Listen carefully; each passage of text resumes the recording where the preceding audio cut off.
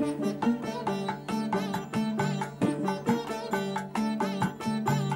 पिंजरा ना शिकंजा ना कोई बंधन,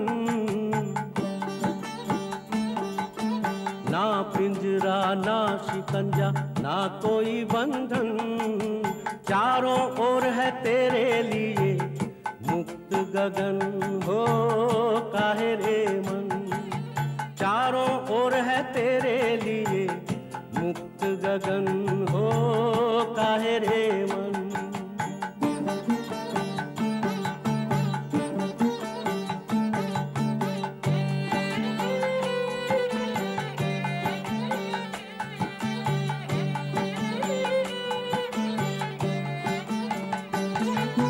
कौन है अपना कौन पराया ये जग माया,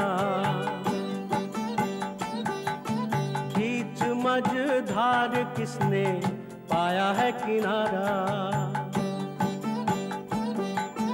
हो ना सहारा हो ना सहारा, तोड़ के उड़ जा बेचैन काया, चारों ओर है तेरे लिए मुक्त पवन हो काहे रे मन, ना पिंजरा ना शिकंजा ना कोई बंधन, चारों ओर है तेरे लिए मुक्त गगन हो। ऐसा लग रहा है जैसे देश देखने को ही नहीं सुनने को भी मिल रहा है। बस यही तो बचा रह गया नवीनदा। शहर में बैठकर लोगों के दुख दर्द सुनने को तो मिलता है, लेकिन ऐसे मधुर गीत सुनने को नहीं मिलता। नाविक, नाव किनारे पर लगाओ।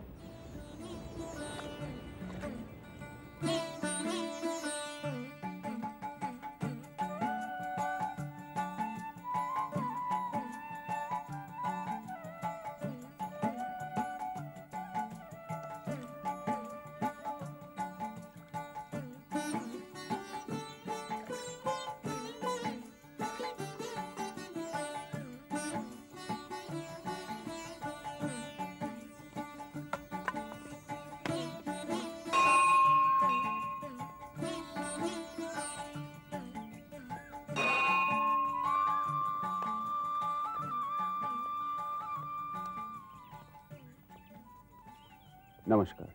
नमस्कार। इस गांव में कोई बाउल गायक रहता है? बाउल का डेरा डांडा तो रस्ते रस्ते होता है, लेकिन आप? जी मैं देश भ्रमण के लिए निकला हूँ। क्या देखेगा? अकाल, भूखमरी, गरीबी, और तो कुछ नहीं है इस देश में।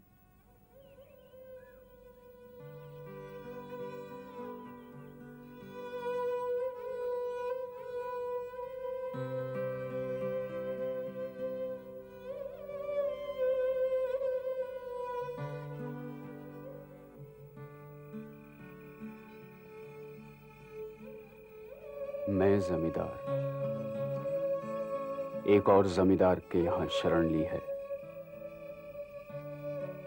रात बहुत हो गई, नींद नहीं आ रही। शायद अब नींद आएगी भी नहीं।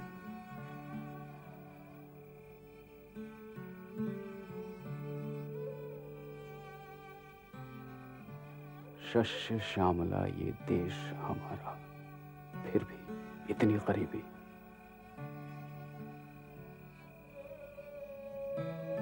लॉर्ड क्लाइव ने बंगाल आने पर स्वयं लिखा था, ढाका मुर्शिदाबाद लंदन से भी अधिक समृद्ध है,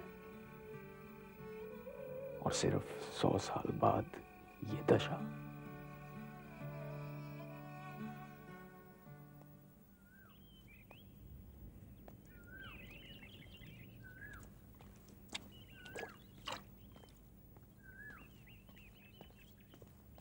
नमस्कार छोटे बाबू।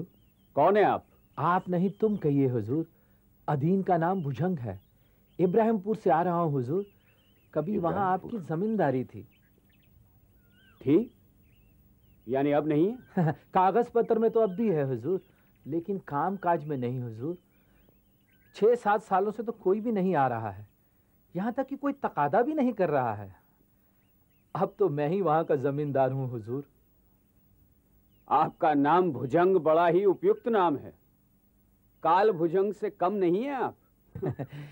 यहाँ तक आए हैं हुजूर, तो एक बार हमारे इलाके में भी अपनी चरण धूल दे दें।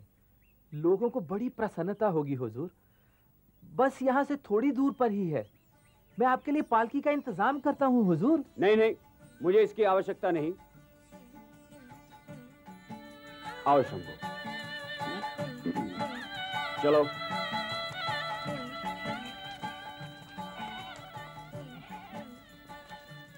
अच्छा, एक बात का जवाब दीजिए छोटे बाबू। बोलो। नीलकरों के अत्याचार से जब मेरे चाचा बीवी और बच्चों के साथ सड़क पर आ गए, उस समय क्या आप उन्हें देखने आए थे कि वह जीवित हैं या मर गए? फिर आप अपने आप को जमींदार कैसे कहते हैं छोटे बाबू? वैसे भी अब जमींदारी में कुछ रखा नहीं है। पहले आप गांव की हालत अपनी आंखों से देख लीजिए। हमारी जमींदारी की हालत इतनी खराब है, ये खबर आपने हमें पहले क्यों नहीं दी? आप तो विधवाओं का ब्याह रचाने में व्यस्त थे छोटे बाबू, और गांव में इतनी सारी औरतें अकाल के कारण विधवा हो गईं।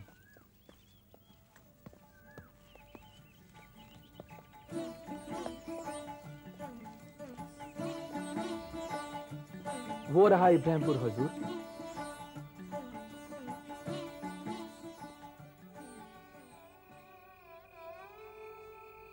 भुजंग की बात सही है।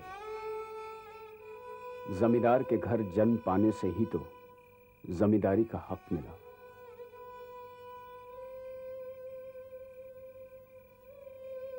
मगर क्या हम इस योग्य हैं?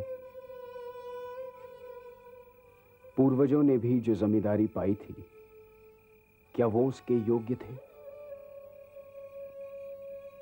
अन्याय की जमीन पर खड़े होकर न्याय अन्याय की बातें करते हैं कैसे? ये अधिकार तो हम लोगों को नहीं। हमारे परम पूज्य जमींदार श्री नवीन कुमार सिंह तुम लोगों के सामने उपस्थित हैं। दूसरे कामों में बहुत व्यस्त होने के कारण वह अब तक हमारे इलाके में नहीं उपस्थित हो सके थे। इनके बड़े भाई श्री गंगा नारायण सिंह ने तुम लोगों के कल्याण के लिए अपना खून तक बहाया था। जेल की अंधेरी कोठरी में बड़े कष्ट भरे दिन बिताए थे। ये उन्हीं के सहयोग्य भ्राता एवं हमारे परम पूज्य जमींदार श्री राम कमल सिंह के सपुत्र हैं। इतने दिनों बाद यहाँ आकर तुम लोगों की दशा देखकर 2 सालों का लगान माफ कर दिया है। हुजूर, अब आप अपने मुंह से भी एक बार यही बात कह दीजिए। इस नाटक का क्या मतलब है नायब बाबू? लगान वसूली तो इन लोगों से आप करते हैं। ये तो हमारे आपस की बात है हुजूर। इन लोगों की धारणा है कि लगान ना देने से जमीन अशुभ हो जाती है, और इनके हालात इस लायक है नहीं कि लगान अदा कर सकें। अरे चुप हो जाओ, चुप हो जाओ। छोटे सरकार आपसे कुछ कहना चाहते हैं।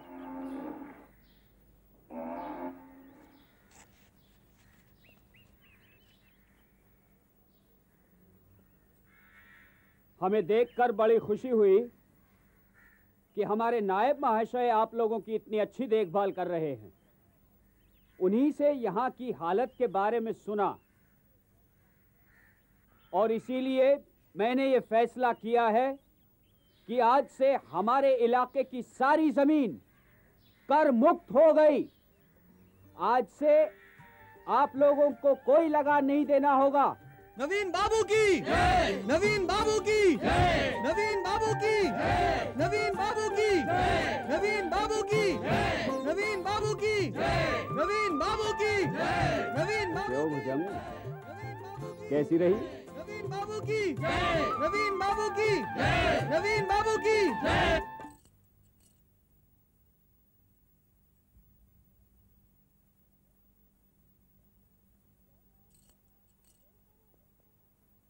सरोज, ए सरोज, मालती क्या कह रही थी रे? शर्मा मत पगली, देखना आज ही मैं देवर जी को खबर भेजती हूँ। खबर सुनते ही दौड़े चले आएंगे। माँ जी ये खबर सुनकर कितनी खुश होंगी। चलो उनके पैर छूकर आते हैं। चलो।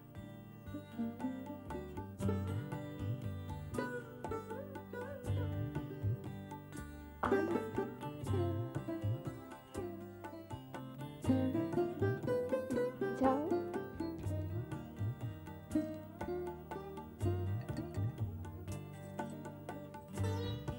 क्या बात है? माँ जी, सरोज को आशीर्वाद दीजिए। आप दादी माँ बनने वाली है। क्या? क्या ये सच है? अरे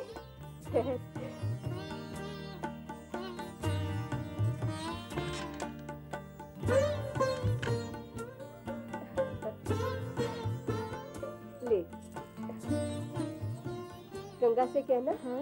छुटकू आते ही हम दक्षिणेश्वर मंदिर जाएंगे। हाँ। आज इतने सालों के बाद इस घर में फिर से उजाला होने वाला है। दिवाकर से कहो सभी जगह मिठाई बांटे। हाँ माँ। मेरी गुड़िया। अरे रुक तो चल है। बैठ।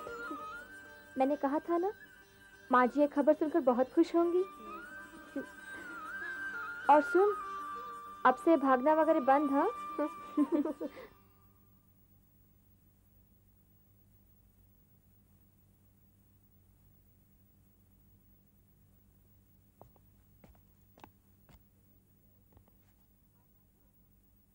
तुमने मुझे बुलाया? आप आ गए? गंगा तो घर में नहीं है। आप किसी के हाथ छुटकू को ये संदेशा भिजवा दीजिएगा और कहिएगा जितनी जल्दी हो सके वो घर आ जाए। ठीक है, मैं अभी किसी को भेजता हूँ।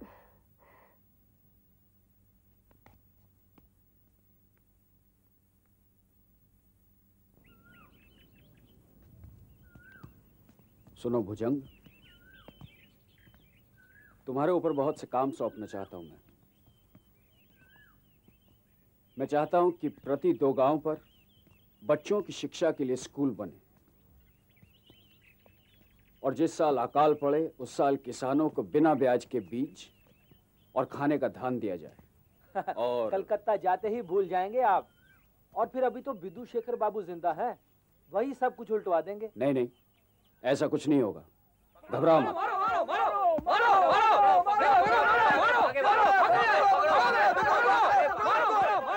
क्या हो रहा है? सब कौन है ये लोग?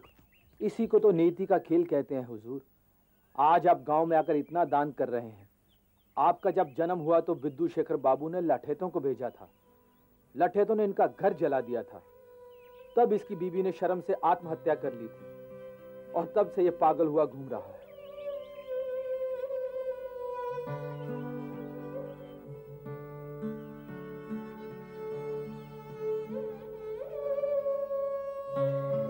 आपका जब जन्म हुआ तो विदु शेखर बाबू ने लठेतों को भेजा था। लठेतों ने इनका घर जला दिया था। तब इसकी बीबी ने शर्म से आत्महत्या कर ली थी और तब से यह पागल हुआ घूम रहा है। सच, इतिहास कितना दुखद है। ये पाप संपत्ति हमारे जन्म से पहले ही संचित हो चुका है।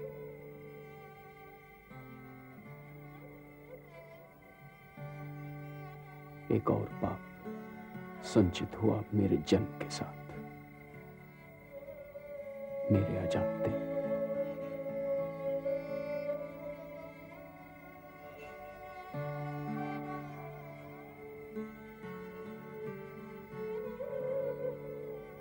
शायद मैं भी तो दोषी हूं।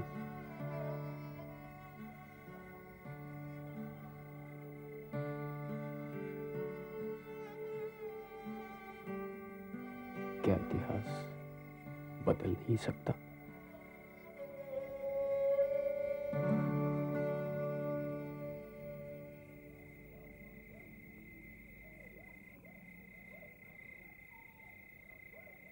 प्रणाम हुजूर। अरे बंसी, क्या बात है? आपके लिए खुशखबरी लाया हूँ। अच्छा, माँ जी ने आपके नाम ये चिट्ठी भेजी है। अच्छा, बहुत रात हो गई, तुम आराम करो, कल सुबह बात करेंगे। जी।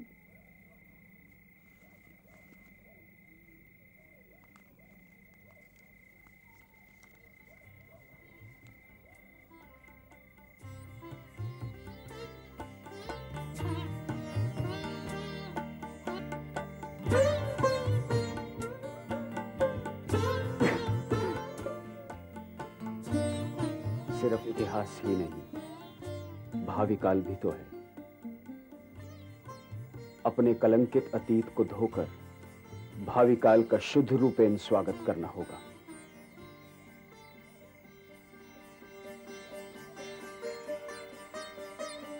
इतिहास को मोड़ दे नहीं सका, लेकिन भावी काल तो अपने हाथ में है। उस आगत का मैं स्वागत करता हूं।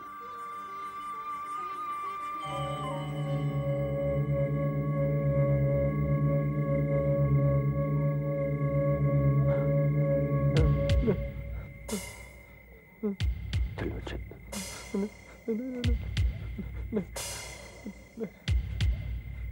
त्रिलोचन, तुम्हारे साथ जो अत्याचार हुआ है उसमें मैं भागी जरूर हूं, मगर मैं दोषी नहीं। त्रिलोचन, मेरा यकीन करो त्रिलोचन, मैं भागी जरूर हूं। मुझे मुक्ति दे दो त्रिलोचन, त्रिलोचन, त्रिलोचन, मुझे मुक्ति दे दो त्रिलोचन, त्रिलोचन, त्रिलोचन, ये सब अनजाने में हुआ त्रिलोचन, मुझे मुक्ति दे दो त्रिलोचन,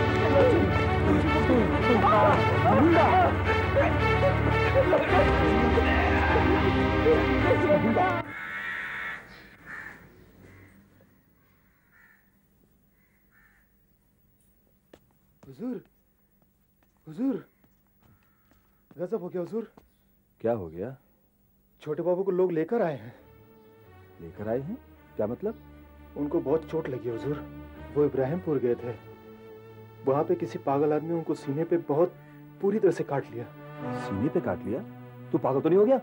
नहीं हुजूर, मैं ठीक कह रहा हूँ। फिर इंतजार करो।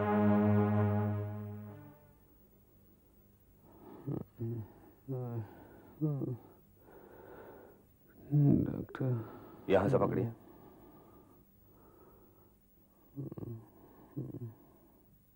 बस बस बस बस, दैट्स इट। डॉक्टर। शंभू बाबू जी? आपने डॉक्टर बाबू को बताया है ना, जिसने काटा है वो पागल था? मैडम को बोलिए कि पागल नहीं होने से आदमी आदमी को नहीं काटता है।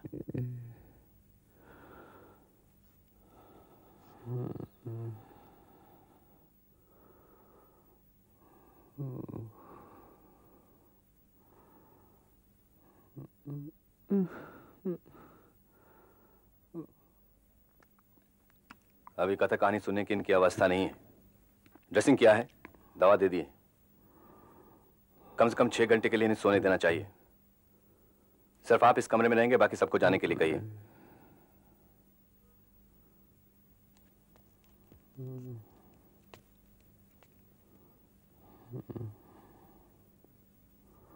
इन्हें लाड़ प्यार की नहीं, चिकित्सा की जरूरत है। कम से कम वो मुझे करने दीजिए। चलो।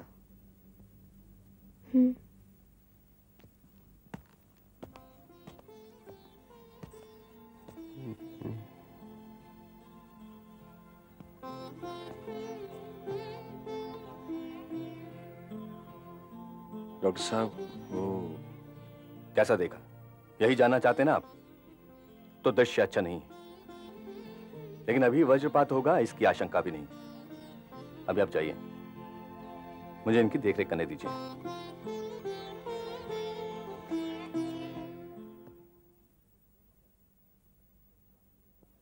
ये भुजंग वहां क्या कर रहा था, जो रात में एक अनजान आदमी उसके कमरे में चला गया? सुना है कि चुटकू खुद आगे बढ़कर उसे मिलने चला गया था। उसे तो पता भी नहीं कि वो पागल है। वो भी तो पागल ही है। किसी और डॉक्टर को बुलाओ। नहीं, उसकी कोई जरूरत नहीं है। डॉक्टर बशाखी खुद जरूरत पड़ने पर किसी को बुलवा देंगे। पता नहीं क्यों मुझे अच्छा नहीं लग रहा। एक खुशखबरी के बाद ऐसी दुर्घटना। गंगा, अपनी पत्नी से कहना बहू का ख्याल रखे। जी, बहुत अच्छा। आप चिंता मत कीजिए।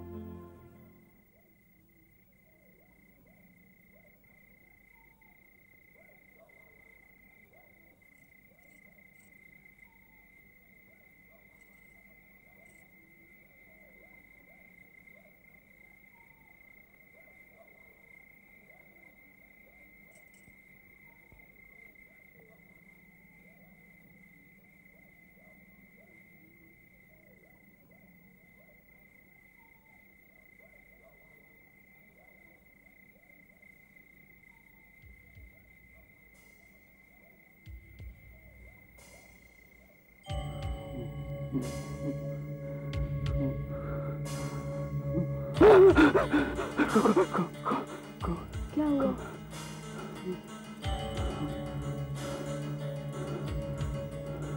मुझे लगा कि कोई है। यहाँ तो कोई नहीं है। कोई